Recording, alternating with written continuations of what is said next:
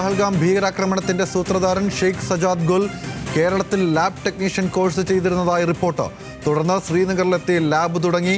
ശ്രീനഗറിൽ പഠനം, ബംഗളൂരുവിൽ MBA, കേരളത്തിൽ ലാബ് ടെക്നീഷ്യൻ കോഴ്സും ചെയ്തുവെന്നും റിപ്പോർട്ടുണ്ട്. വിവരങ്ങളുമായി ശരത് ലാൽ ചേരുന്നുണ്ട്. ശരത്ത്, വളരെ നിർണായകമായ വിവരങ്ങളാണ് പുറത്തു വരുന്നത്.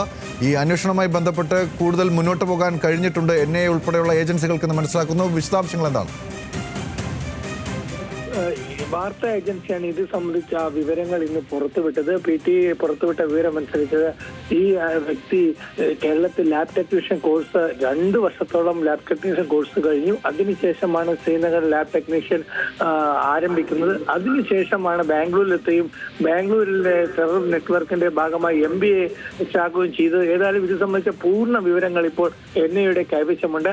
കേരളത്തിൽ അദ്ദേഹം താമസിച്ച സ്ഥലങ്ങളടക്കമുള്ള കാര്യങ്ങളെ കുറിച്ച് കൂടുതൽ വിശദമായ അന്വേഷണം നടത്തുന്നുണ്ട് എന്നാണ് നമുക്ക് ലഭിക്കുന്ന വിവരം. ഇത് സംബന്ധിച്ച വിവരങ്ങൾ ഇപ്പോൾ പുറത്തുവിട്ടില്ല.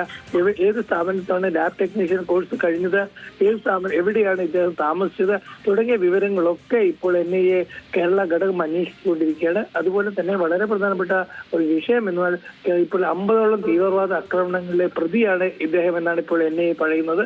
അതുകൊണ്ട് തന്നെ ഒരു മാസ്റ്റർ മൈൻഡാണ് കാശ്മീരി പഹൽഗാം ആക്രമണത്തിന്റെ പിന്നിലുള്ളത് ഇദ്ദേഹമാണ് എന്നാണ് ഇപ്പോൾ NIA കണ്ടെത്തിയിരിക്കുന്നത്. ഇത്തരം ആസിം മൂസയുമുള്ള നിരവധി ചാറ്റുകളും അതേപോലെ ടെലികമ്മ്യൂണിക്കേഷൻ അല്ലെങ്കിൽ ഇലക്ട്രോണിക് തെളിവുകളും ഡിജിറ്റൽ തെളിവുകളും NIAയുടെ പക്കലുണ്ട് എന്നും ഇപ്പോൾ നമുക്ക് വിവരം ലഭിച്ചിട്ടുണ്ട്.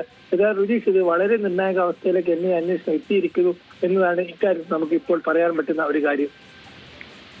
ശരി, ശരത് ലാലാണ് വിവരങ്ങൾ നൽകിയത്. ഇപ്പോൾ ലഭിക്കുന്ന വിശദാംശമനുസരിച്ച് പഹൽഗാം ഭീകരാക്രമണത്തിൻ്റെ മുഖ്യ സൂത്രധാരൻ കേരളത്തിൽ ലാബ് ടെക്നീഷ്യൻ കോഴ്സ് ചെയ്തിരുന്നു. ഇയാൾ ബാംഗ്ലൂരിൽ MBA പഠനം നടത്തിയിരുന്നു. പിന്നീട് ശ്രീനഗറിലെത്തി അവിടെ ഒരു ലാബ് തുറന്ന് പ്രവർത്തനം നടത്തിയിരുന്നതായിട്ടുള്ള റിപ്പോർട്ടാണ് അന്വേഷണ ഏജൻസികൾക്ക് ലഭിച്ചിരിക്കുന്നത്. ഇതുമായി ബന്ധപ്പെട്ടുള്ള വിശദാംശങ്ങൾ അടുത്ത മണിക്കൂറുകളിൽ കൂടുതൽ പുറത്തുവരുമെന്നാണ് പ്രതീക്ഷിക്കുന്നത്.